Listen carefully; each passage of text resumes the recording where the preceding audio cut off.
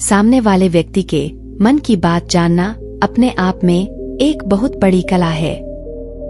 सामने वाले व्यक्ति के मन में क्या चल रहा है और आपकी बातों की वो क्या प्रतिक्रिया देगा, यह सब पहले ही जान लेना हाजिर जवाबी से कम नहीं है।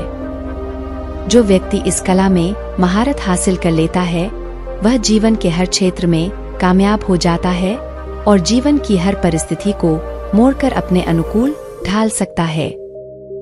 दूसरों के मन की बात को कैसे जाने? हम इसे एक कहानी की मदद से समझते हैं। यह कहानी बुद्ध पुरुष आचार्य ओशो ने सुनाई थी। एक राजा का बेटा था। जब वह बड़ा हुआ तो राजा ने अपने बेटे को ध्यान की शिक्षा के लिए एक जापानी गुरु के पास भेज दिया। जापानी गुरु बड़ा अजीब था। उसके आश्रम के बाहर की तख्ती पर लिखा था, यहाँ तलवार चलानी सिखाई जाती है। राजा का बेटा इसे देखकर हैरान हुआ कि मेरे पिता ने तो मुझे ध्यान सीखने के लिए भेजा है, लेकिन यहाँ तो कुछ और ही चल रहा है। गुरु ने लड़के से कहा कि तुम कुछ दिन यहाँ आश्रम में रह लो, जब सही समय आएगा तो मैं तुम्हारी शिक्षा शुरू कर दूंगा। ऐसे ही महीनों बीत गए।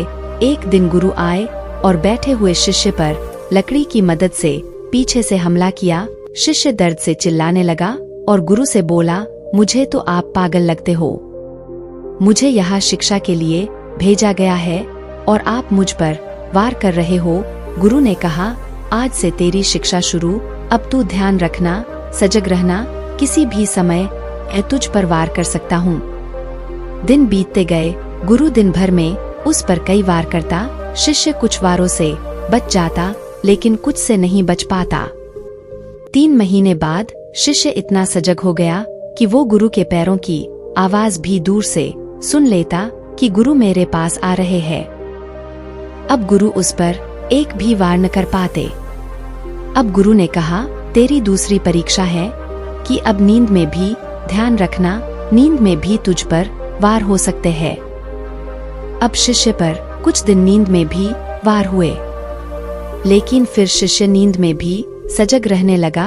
अब नींद में भी गुरु पास आते तो उसे पता चल जाता। देखते देखते 6 महीनों में उस शिष्य का ध्यान और होश बढ़ गया। एक दिन गुरु साधना कर रहे थे। तभी शिष्य ने सोचा, गुरु ने मुझे इतनी बार मारा है, क्यों न आज गुरु की परीक्षा ली जाए कि आखिर इनका ध्यान कितना सजग है। शिष्य ने मन में सोचा ही था कि गुरु की आवाज आई, रुको रुको, नहीं ऐसा करने की सोचो भी मत। मेरी हड्डियां बूढ़ी हो चुकी है, मुझे मत मारना। शिष्य हैरानी से बोला, आपने मेरे मन की बातें कैसे जान ली? गुरु ने कहा, बेटा अब मेरा मन इतना शांत और ध्यान इतना सजग हो चुका है कि मैं अब दूसरों की भावनाओं और मन के विचारों को पढ़ लेता हूँ। शिष्य अपने घर वापस लौट आया। पिता ने पूछा, कैसे थे तुम्हारे गुरु? बेटे ने कहा, गुरु ने मुझे तलवार चलाना तो नहीं सिखाया, लेकिन अब कोई मुझ पर वार नहीं कर सकता। मेरा ध्यान इतना सजग और तीव्र हो चुका है कि किसी की आहट और मन की विचारों को जान सकता हूँ।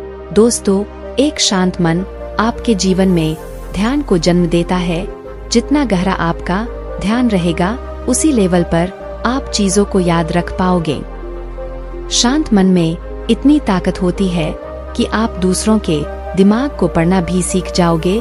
इसलिए हर दिन सजग रहने के लिए ध्यान करो।